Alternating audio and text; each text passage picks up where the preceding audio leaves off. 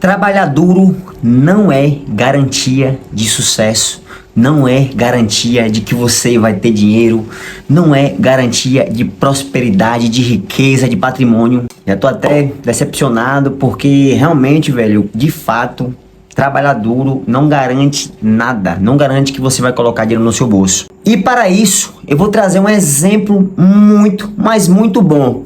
Vou falar toda a história dele, mas eu só vou revelar o nome dele no final do vídeo. Quando eu fizer o fechamento do vídeo, né, matando um Golias por dia, é que eu vou falar quem foi esse cara. Ah, Davi, então por que trabalhar duro não vai me dar dinheiro? Trabalhar duro não vai me dar riqueza?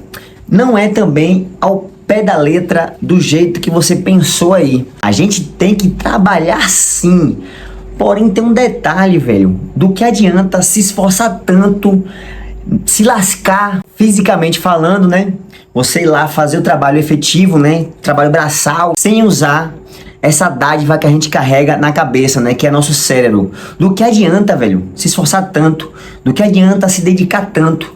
Do que adianta acordar cedo, dormir tarde, se esforçar ao máximo, levar o corpo ao extremo ali, à exaustão, ficar cansado, estressado pra cacete, sendo que, na maior parte das vezes, o que tava faltando era só pensar mais um pouco. É muito bonito as pessoas olharem ao redor e ver um cara trabalhador, né? Que sai às 5 da manhã e só chega em casa meia-noite. Isso é, quando ele chega, né? Que às vezes precisa viajar, às vezes recebendo um valor que ele sabe que não é digno. E aí a galera bate palma pra essa pessoa. Nossa, como ele trabalha. Nossa, como ele é trabalhador. Nossa, ele é exemplo de cidadão. Nossa, ele é pai de família. Muito bonito a gente ouvir isso. Tem uma frase muito bacana que todo mundo já ouviu. Se você não ouviu essa frase, você não tá vivendo aqui no planeta Terra. Essa frase diz assim: o trabalho dignifica o homem. Você já ouviu ou não essa frase? E dignifica mesmo, tá? Porém, velho, por que que quando a pessoa encontra um jeito de ganhar mais e se esforçando menos, a galera não valoriza? Aí a galera, tá fazendo coisa errada, tá ganhando dinheiro fácil. Então quer dizer que pra ser trabalhador, a gente tem que trabalhar 24 horas por dia, dar pau o dia todo, num trampo ali doido, chegar em casa todo melado, todo sujo. Só valida um trabalhador quando ele passa o dia todo fora de casa, quando ele sai de manhã cedo e volta à noite, muito tarde da noite. Só é validado quando chega em casa todo sujo, se queixando de dores no corpo porque pegou peso. Enfim, agora o cara que tem um trabalho ali mais tranquilo, que se esforça fisicamente menos, esse é vagabundo, esse ganha dinheiro fácil, né? Por que as pessoas pensam assim, né, velho? Por quê? Deixa eu comentar o que você acha sobre isso aí. Porque realmente, velho, assim, eu, Davi Santo de Matos, busco cada dia mais trabalhar menos e ganhar mais. Tem dia, velho, eu confesso que eu trabalho 4 horas por dia, tem dia que eu trabalho um pouco mais, mas assim, há um tempo atrás, quando eu tinha a minha empresazinha funcionando, o cafezinho do Davi, a empresa que carregava o meu nome, eu trabalhava, velho, 16 horas por dia. Às vezes trabalhava 10 horas por dia, 12. Era um trampo louco, velho. Eu falei, pô, velho, isso aqui não tem condição não, velho. Isso aqui não dá pra mim, realmente não tem condição. Né? E aí acabei fechando, enfim. Eu conheci um cara muito novo, na verdade, desde praticamente quando eu nasci. Eu conheci um homem, né? E esse homem, velho, que eu vou revelar só no final do vídeo, ele trabalhava muito. Não é que ele se dedicava ao trabalho 8, 10 horas por dia. Ele trabalhava mesmo, meu irmão. O cara acordava 4 da manhã, às vezes 3, certo? Ia prender vaca para tirar leite, ia buscar a vaca não sei aonde para tirar leite.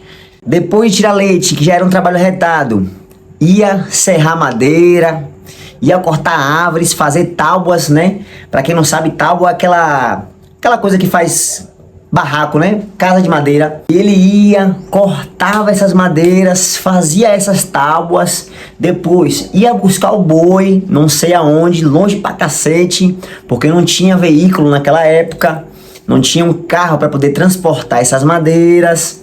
E aí pegava o boi de arrasto, né, que eles falam, né, para pegar essas tábuas, né, buscar com o boi essas tábuas dentro do mato, trazer para o meio da rodagem, né? Rodagem é o nome que se dá para uma estrada principal de uma roça, né? Tem aquelas estradinhas pequenas, né, que vai passando andando, e tem as rodagens, que é uma estrada mais aberta. Ia lá com esse boi pegar essas madeiras, vendia essas peças, né, essas tábuas, cuidava de animal, limpava chiqueiro, fazia tanta coisa no dia, velho. Fazia buraco para fazer cerca, para os animais não saírem da parte da manga. Manga é um lugar que os animais ficam para comer o capim, né, para poder encher a pança. E aí, limpar a gaiola de passarinho, limpar a bosta de passarinho, capinar lotes para fazer plantações de cacau, de não sei o que, de isso, daquilo, de fruta, de legumes, de não sei o que, tanta coisa. E já chegando no finalzinho do dia, cansado pra cacete, ele ia, sabe fazer o quê? Trabalhar mais. A pessoa que quer descansar ia fazer seus deliciosos queijos e ia fazer suas deliciosas manteigas. Pegava lá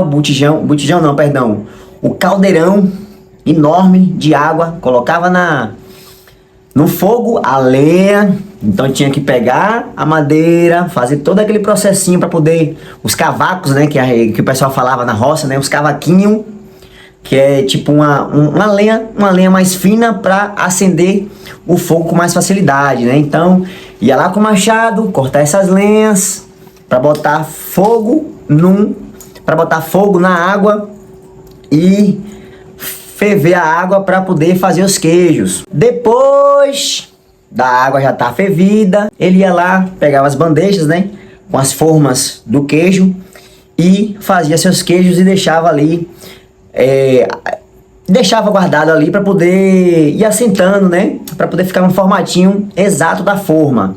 Tá pensando que acabou? Não, isso aí já é umas 9 horas da noite, viu? Tá pensando que acabou? Negativo. Ia pegar o leite que ele tirou de manhã cedo para colocar em um balde e talhar para fazer justamente o queijo do outro dia. Quando dava 10 para meia-noite, aí esse cara que eu vou revelar no final do vídeo, ele ia lá pegar pesado. Quando ele falava pegar pesado, era ir comer, né? Quando ele se referia a pegar pesado, em termos de comida, era comer bem. E aí, ele colocava um jornalzinho lá, um negócio, alguma coisa para assistir, e caía no sono, e no outro dia começava tudo de novo. Isso de domingo a domingo, sem pausas, sem folga, tudo ele fazendo. Se eu fosse detalhar tudo mesmo aqui, o vídeo ia ficar muito longo, né? Aí eu teria que falar dos cavalos que ele precisava ir buscar na manga, que é onde eu falei que eles ficam, né, comendo, para poder fazer o quê? Cortar as quinas do cavalo, para cortar os pelos, né, que vai entrando nas orelhas, tal. Enfim, muita coisa que se eu fosse colocar de ponto por ponto, o vídeo ficaria muito longo. Aí vocês me perguntam, Davi, ele vendia cacau, vendia leite, vendia queijo, vendia manteiga, vendia as madeiras, vendia também os bois, né, para poder fazer abate, que eu esqueci de falar, que ele pegava os bois, matava os bois para poder vender no frigorífico. Essa parte eu nem mencionei. Enfim, se ele tinha tanta coisa assim, Davi, então esse cara que você tá falando aí tinha muito dinheiro, né? Na verdade, ele tinha tudo para ter muito dinheiro. Ele tinha tudo, realmente, para poder ser um dos maiores fazendeiros ali, né? Em termos de riqueza mesmo, de possuir muitas cabeças de gado, enfim. Ele tinha tudo para isso acontecer. Porém, ele não teve uma coisa que eu considero muito mais importante do que o trabalho duro em si. E sabe o que é? É usar também a capacidade mental. Na minha cabeça, se você só trabalha duro, tal, se você acorda de manhã trabalhando duro, vai dormir tarde, sem pensar direito para onde você está indo, sem elaborar uma estratégia ali, enfim, um jeito de você exponenciar aquilo, de você aumentar aquilo, de você cada vez mais trabalhar menos e ganhar mais, nada adianta. É preciso ter imaginação, é preciso mentalizar as coisas, é preciso, por mais que seja difícil, velho, você ver como é que as coisas vão ser daqui a 5, 10 anos, é preciso você pensar a longo prazo. É preciso dividir uma porcentagem de esforço mental e uma parte de esforço físico. Fazendo aqui uma divisão de porcentagens, eu diria que você tem que se esforçar 30% físico e os outros 70% você tem que investir, você tem que se esforçar aqui dentro. Ó. Você concorda ou discorda que é preciso trabalhar mais a parte mental, se esforçar mais mentalmente do que fisicamente? Deixa aí nos comentários o que é que você acha disso, para eu entender como é que vocês pensam também e para eu ter, né, uma noção melhor de como a galera também pensa, se elas pensam como eu penso ou se elas pensam diferente do que eu penso. Eu mencionei agora há pouco uma empresazinha que eu tive, que foi o Cafezinho, e lá eu me esforçava 95% físico e 5% mental. Porque, de fato, eu só trabalhava duro. Eu não pensava em muita coisa. Eu não pensava em, por exemplo, delegar um tipo de serviço, em contratar um funcionário para trabalhar comigo. Enfim, eu só me esforçava fisicamente. Eu não me esforçava mentalmente. E aí que mora o meu erro, né? Foi exatamente aí onde eu errei. E sabe quem foi esse cara que só se esforçava fisicamente, mas mentalmente não se esforçava tanto? Eu não estou dizendo que ele é burro só pelo fato de ele não ter usado a capacidade mental dele, ao invés de só usar a capacidade física. Até porque todo mundo erra, certo? Mas é errando que se aprende. É errando que você consegue ver onde é que você pode exatamente melhorar. Infelizmente, por algumas razões, ele não conseguiu aprender com os erros que ele cometeu. E esse cara, nada mais, nada menos, é Neilton Pereira de Matos, o meu pai, que infelizmente não está aqui entre nós, né, para infelicidade da sua família. Eu até coloquei ali na televisão para passar ali algo, né, semelhante assim a coisa de roça, né, de gado, essas coisas, porque é algo que me lembra muito ele. Ele é esse cara aqui, ó.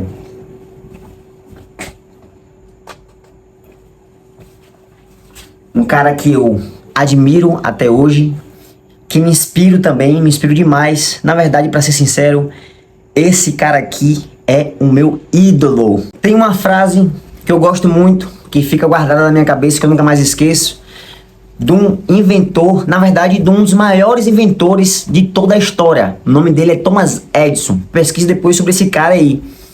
A frase dele diz assim, é mais ou menos assim a frase: um gênio se torna gênio não só pela sua inspiração, mas pelo seu esforço. Porém, Thomas Edison não estava se referindo a só seu esforço físico, né? Seu esforço efetivo ali mesmo, colocando a mão na massa mesmo, dando um pau. Ele estava se referindo ao esforço mental também. Até porque as invenções que ele fez, o jeito que ele trabalhou com os funcionários, com os mais de 10 mil funcionários que ele teve, com mais de 30 negócios diferentes que ele teve, com mais de 14 empresas em nichos diferentes que ele teve. Então ele estava se referindo à parte da cachola também. Vamos supor que eu inventei essa camisa.